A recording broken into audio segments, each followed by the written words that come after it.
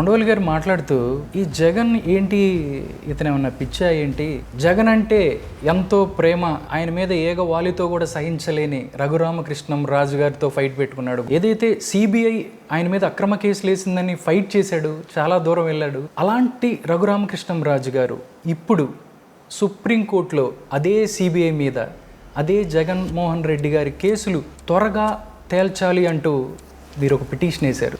ఆ రఘురామకృష్ణం రాజు గారి దగ్గర నుంచి ఇప్పటి వరకు ఏంటి సార్ తేడా ఏంటి? అతనిలో తేడా గమనించి సార్ ఈ రకంగా ఫైట్ చేయవలసిన పరిస్థితి వచ్చింది. అతను చాలా మంచివాడని విశ్వసించాం.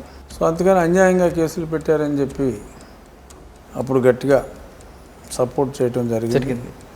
తర్వాత రాంగ్ పర్సన్ని సపోర్ట్ చేసామన్న సంగతి కాలక్రమేణా అర్థమైంది. 2024 ఎలక్షన్లు అయిపోయే లోపు జగన్మోహన్ రెడ్డి జైలుకి వెళ్తాడు అనేది ప్రజల్లో ఒక చర్చ నడుస్తుంది. దీని మీద మీరేం మాట్లాడతారు? వెళ్తారు అని నేను ఖచ్చితంగా చెప్పలేను, కానీ ఆయన ఖచ్చితంగా అయితే ఓడిపోతాడు.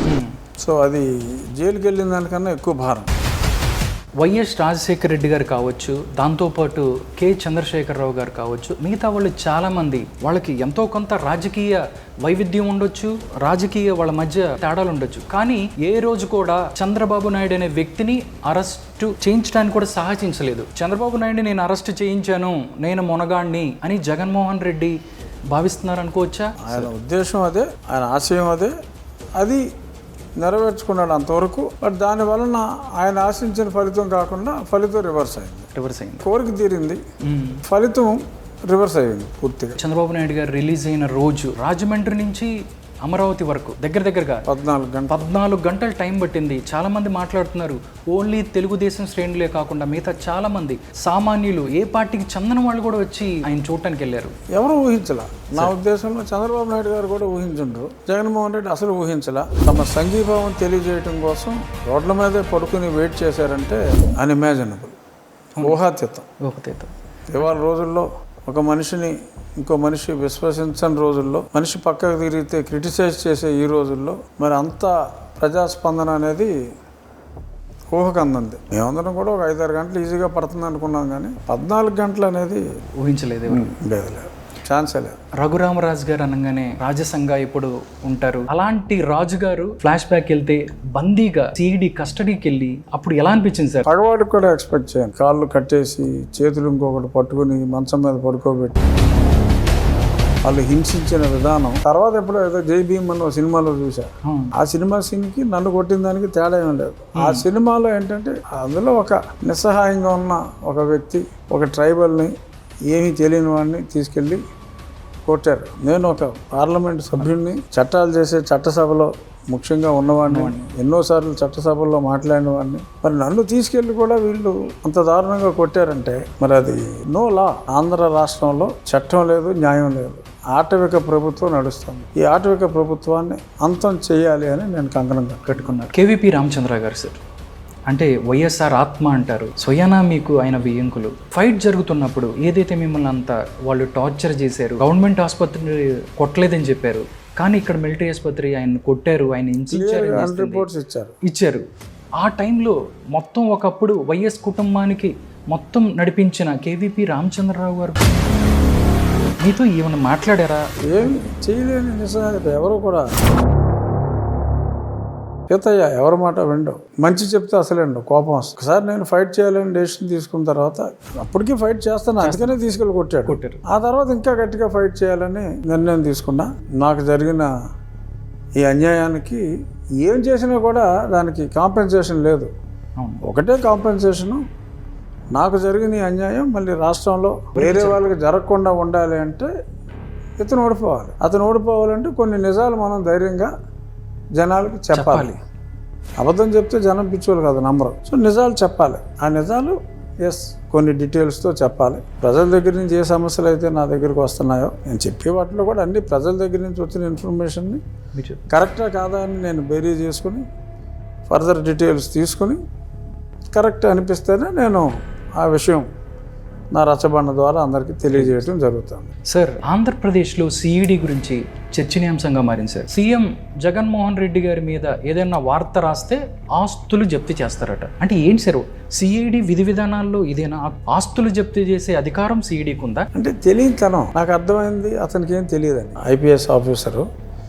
ఎందుకంటే ఏ చట్టం కూడా ఒక వ్యక్తి మీద సపోజ్ పరువు నష్టం కలిగించే పోస్ట్ ఎవరైనా పెడితే వాళ్ళు పరువు నష్టం దావా వేసుకోవచ్చు. కోర్టు విల్ డిసైడ్ ఇతను మాట్లాడింది రైటా రాంగా. ఓకే, ఈయన పరువుకి నష్టం కలిగిస్తే ఆయన దగ్గర ఉన్న ఇంత కాంపెన్సేషన్ పే చేయని చెప్పి అనొచ్చు కోర్టు. పోలీసుడే ఆస్తులు మేము సీజ్ చేసేస్తామంటే ఇంకా కోర్టులు ఎందుకు? పోలీసుకి హక్కు లేదు. Anywhere police can only inform the court, ఇది చట్టంలో ఈ రకంగా ఉంది, మీరు శిక్షించండి అని అడగాలి తప్ప నేను ఆస్తులు జప్తు చేస్తాను జగన్మోహన్ రెడ్డి గారి గురించి కానీ వాళ్ళ కుటుంబ సభ్యుల గురించి కానీ ఏదన్నా చెడ్డగా పోస్టింగ్ పెడితే నేను ఆస్తులు లాక్కుంటానని చెప్పి చెప్తున్నాడు. మరి అదే ఏ వ్యక్తి మీద ఏ వ్యక్తి పోస్టింగ్ పెట్టినా ఉండాలి. మరి అప్పుడు అసెంబ్లీలోనే చాలా అసహ్యంగా మాట్లాడారు. ఇవాళ పురంధేశ్వర్ గారి మీద చాలా వ్యక్తిగత హననం చేస్తున్నాడు విజయసాయి రెడ్డి, ఇంకా కొంతమంది. సో మరి చాలా అసహ్యంగా మాట్లాడుతున్నారు. మరి వాళ్ళ మీద చర్యలు లేవు. ఒక ముఖ్యమంత్రి, ప్రస్తుత ముఖ్యమంత్రి మీద, ఆయన కుటుంబ సభ్యుల మీద, వీళ్ళు ఎవరినైనా ఏమైనా అనొచ్చు, అందరి మీద వీళ్ళు బురదేయచ్చు, దానికి కేసు ఉండదు. మరి ఇతని మీద ఎవరన్నా మాట్లాడితేనే కేసు అంటాం. సరే, అవివేకం, అజ్ఞానం, దాన్ని సమర్థించడం పాలకుల అజ్ఞానం. ఓకే సార్, ఐఏఎస్ ఆఫీసర్లు ఏదైతే అంతకుముందు శ్రీలక్ష్మి గారు కావచ్చు, ఇప్పుడు అజయ్ జైన్ గారు కావచ్చు, వీళ్ళందరూ జగన్మోహన్ రెడ్డి గారి పరిపాలనలో ఏదైతే ఐఏఎస్ ఆఫీసర్లు ఇబ్బందులు పడుతున్నారు. ఇప్పుడు అజయ్ జైన్ గారు 164 వాంగ్మూలం ఇచ్చారు. చంద్రబాబు నాయుడు గారు చేయమంటే నేను చేశానండి. జనాలు అందరూ అనుకుంటున్నారు ఇది కావాలనే భయపెట్టి ఆయన చేతి ఇది వాంగ్మూలం ఇప్పించారు అనుకోవచ్చా? అనుకోకపోవడానికి ఏమి లేదు, అల్లే భయపెట్టి చేయించారు. అంటే ఎవరెక్కి 2-3 దగ్గర తీసుకున్నారు, అవన్నీ కూడా బయటకు వస్తాయి. కొంతమందిని అడిగారు, కొంతమంది ఒప్పుకోలేదు. అటువంటి వాళ్ళకి పోస్ట్ ఇవ్వు అని చెప్పి పోస్ట్ ఇవ్వట్లేదు. ఎలక్షన్ కమిషనర్ని కూడా ఏదో ఎక్సైజ్లో ఆయన ఏదో కోర్టు ఆర్డర్ మీద ఏదో రాయితీ ఇచ్చారు ఎవరికో, అది కూడా తిరగదోడతాం, మిమ్మల్ని ఇబ్బంది పెడతాం. ప్రతిపక్షాలు కంప్లైంట్ ఇస్తే తీసుకుని పక్కనెట్టండి అంతే తప్ప దాని మీద చర్యలు తీసుకుంటే మీ మీద చర్యలు తీసుకుంటామని అన్నట్టుగా కూడా న్యూస్ పేపర్స్లో కొన్నిట్లో వచ్చింది. అది నిజమని కూడా నాకు తెలిసింది. ఓకే, వాళ్ళకి ఇష్టం లేని వాళ్ళు ఎవరైతే ఉంటే వాళ్ళ మీద బురద జల్లే ప్రయత్నం చేస్తారు. అంతే వాళ్ళు ఏదైనా చల్లవచ్చు, మనం చల్లించుకోవాలి. వాళ్ళ మీద చిన్న తుప్పర మనం చల్లే ప్రయత్నం చేసినా ఒప్పుకోరు, మన ఆస్తులు జప్తు చేస్తారు. ఏదన్నా వాళ్ళ మీద చిన్న కామెంట్ చేస్తే, ఎవడో కామెంట్ చేస్తే మరి తెలుగుదేశం ఆఫీసుని బదులు కొట్టారు, అసలు కేసే లేదు వాటి మీద. కోపం వస్తే ఆ మాత్రం కొట్టరా అంటాడు డీజీపీ, అప్పుడు డీజీపీ. చంద్రబాబు నాయుడు గారు అధికారంలో ఉన్నప్పుడు ఏదైనా విషయం జరిగితే అందరూ వస్తారు, ఇది తప్పు అని మాట్లాడతారు. ఉండవల్లి గారు అయితే డైరెక్ట్ గా మాట్లాడేవాళ్ళు. జగన్మోహన్ రెడ్డి గారు ఆయన గురించి మాట్లాడేటప్పుడు నార్మల్ సామాన్య ప్రజలు మాట్లాడే పరిస్థితి లేదు. మేధావులు కూడా దీన్ని ప్రశ్నించే వాళ్ళకి ఒక ఉద్దేశం లేదంటారు. ప్రశ్నించే వాళ్ళ మీద కేసులు పెడుతున్నారుగా, అదొక న్యూసెన్స్ ప్రొసీజర్. ఈ మధ్యన మ్యాజిస్ట్రేట్లు కాస్త కోస్తో కళ్ళు తెరిచారు. అదే దానికి ముందు ఈ పోలీసుడు పిచ్చి కేసు పెడతాడు, వాళ్ళు కళ్ళు మూసుకుని 14 రోజులు రిమాండ్ వేస్తారు. అలాగే నడుస్తుంది. ఇప్పుడు 41A నోటీసులు ఇవ్వండి అని చెప్పి మ్యాజిస్ట్రేట్లు కూడా కొంచెం ధైర్యంగా చట్టాలని ఫాలో అవ్వండి అని చెప్పి చెప్పగలుగుతున్నారు. ఇది ఒక మంచి పరిణామం. సరిపడ మోతాదులో లేదు, ఇంకా అరాచకాలు అలాగే కంటిన్యూ అవుతున్నాయి.